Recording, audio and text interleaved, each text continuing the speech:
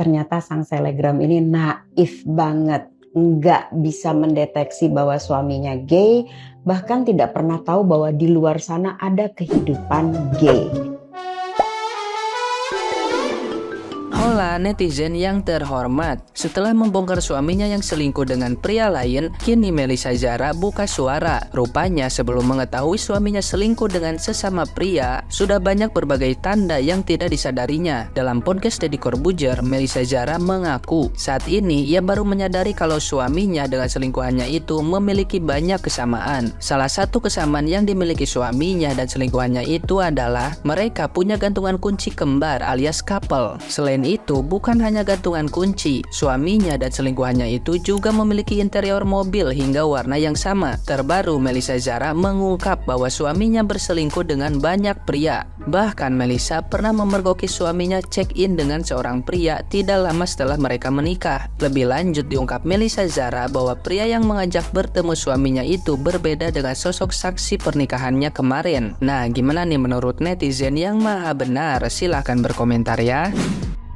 Lah ono, ceritane donya kita mbak karu-karuan yo rek, ya Allah. Aku tuh mau prihatin tapi aku tunggu ya Allah Gusti. Jadi laki, mbok yo ojo geragas ya, ojo ragus ya, ojo kedonyan.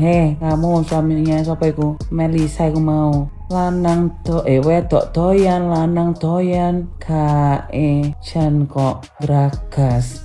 Mbok salah siji ae gitu loh.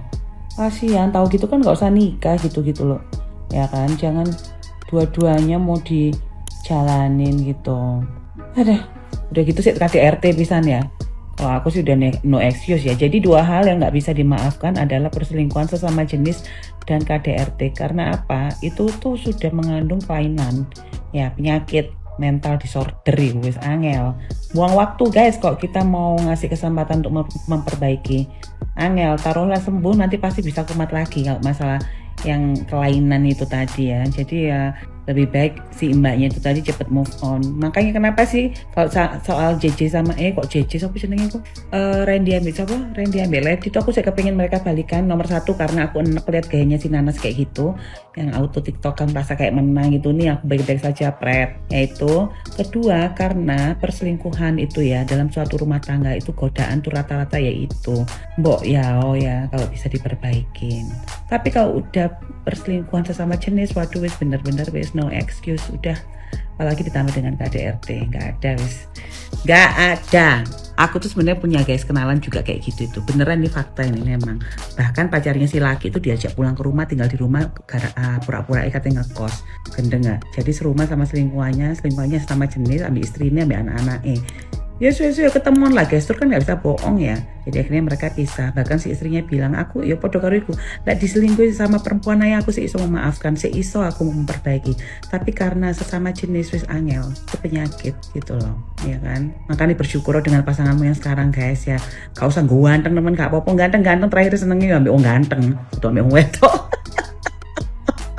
Wis gak popo, masih pasangan ini gak ganteng, gak suge, gak pati suge, gak popo, sing penting gak kelainan kayak gitu tadi, soalnya susah ya. Kok udah kayak gitu, aduh wis buak mbak, buak sepongkot-pongkote ya. Wis nak move on mbak, semangat. Hai, udah nonton wawancara ini? Nonton deh. Dan saya baru menyadari ternyata sang selegram ini naif banget. Nggak bisa mendeteksi bahwa suaminya gay, bahkan tidak pernah tahu bahwa di luar sana ada kehidupan gay. Jadi dia juga bilang bahwa ada nggak sih kacamata yang dijual sehingga kalau saya pakai saya bisa tahu mendeteksi ini gay, ini straight. I think she needs a gaydar. Gaydar ini adalah istilah gaul. Gaydar adalah sebuah kemampuan yang bisa mendeteksi this one is straight and this one is gay. Disclaimer, saya bukan ahlinya LGBTQ, saya respect dengan pilihan mereka dan selama ini mereka juga respect dengan pilihan saya. Untuk punya kemampuan gaydar itu so far saya belum tahu ilmu pastinya. Kalau ada bukunya saya belum pernah ketemu sih, tetapi kalau teman-teman menemukan bukunya tulis di kolom komen ya. Tapi saya hanya bisa nasehatin bahwa untuk mendapatkan gaydar hanya satu kata, gaul. Gaulnya harus random.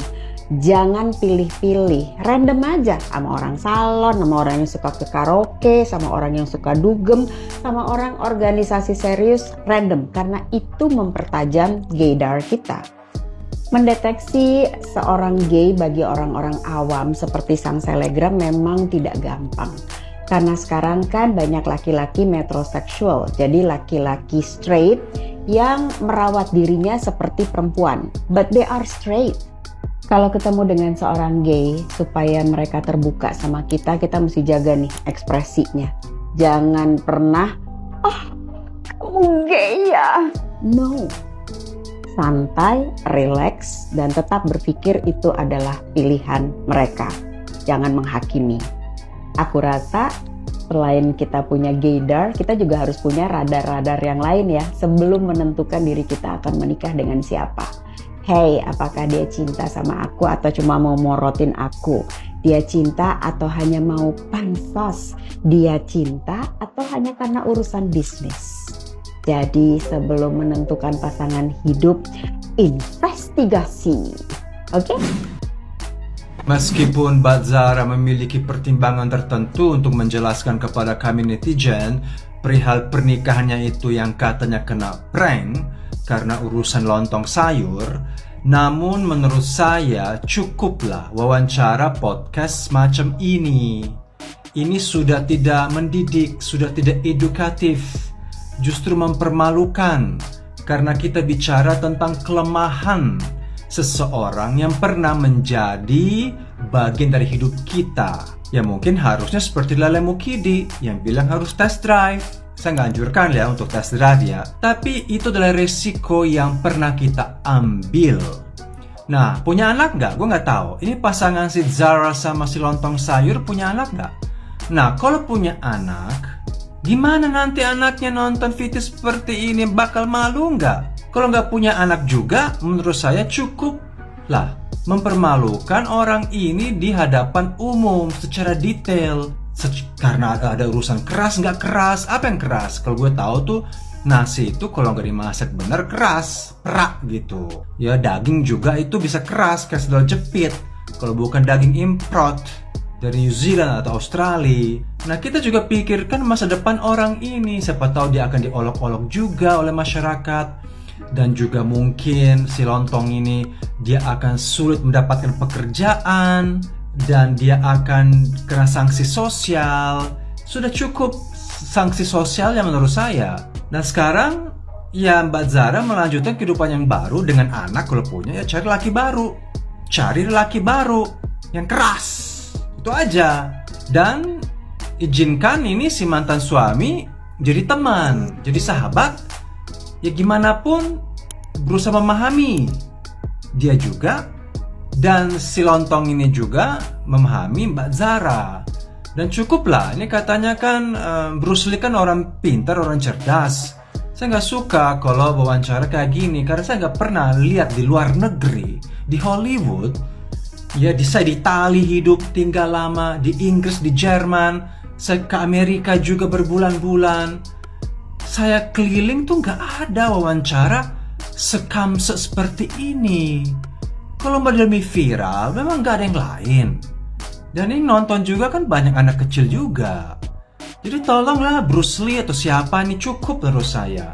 Muak mendengar kayak gini-gini. Ya mendingan nonton Triple X aja sekalian. Paham? Gue nggak suka. Betul nggak?